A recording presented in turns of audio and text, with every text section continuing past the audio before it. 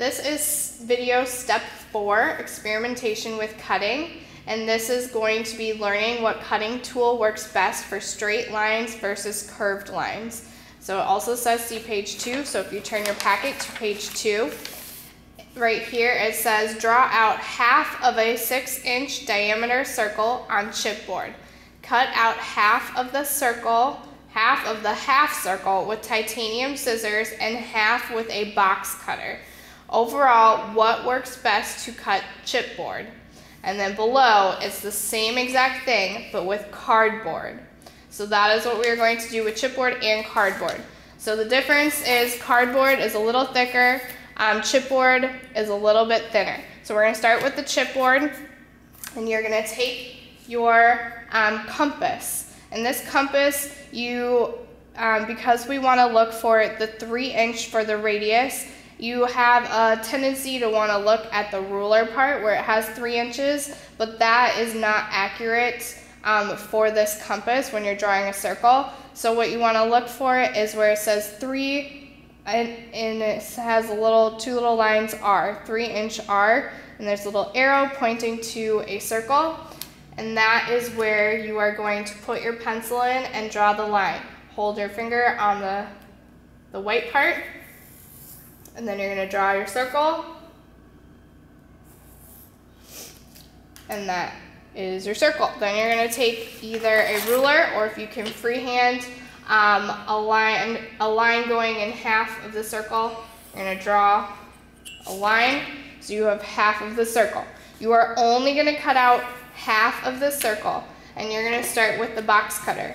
When using the box cutter, you are going to slide this up, and then this little part right here, you pull it down, and that locks the blade so that the blade stays out. If this is not locked, the blade will collapse in on itself, so you always want that to be locked when you're using it.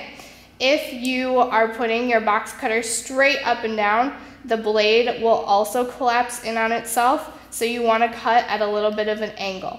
When you're cutting, always have your hand above the blade where you're cutting, and you're going to only cut out 1/4 of this circle.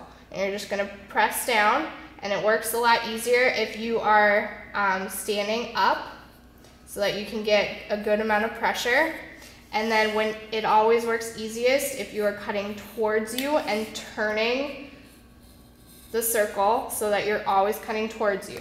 You will probably need to cut that again 1 or 2 times more.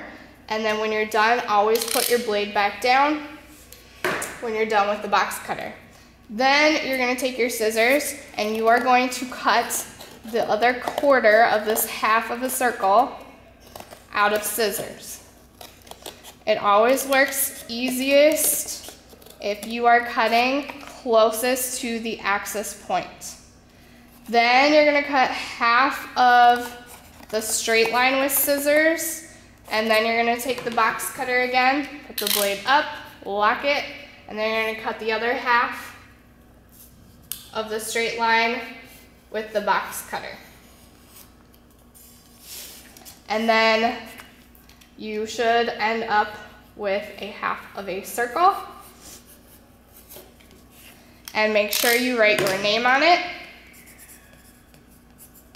And then you are going to save this half of a circle. Then you're going to do the same exact thing with cardboard. You're going to take your compass, find the 3R, draw your circle, and then you are going to take your ruler, draw a line going halfway, cut out half of it with the box cutter, half with scissors, and you're only cutting out half of the circle.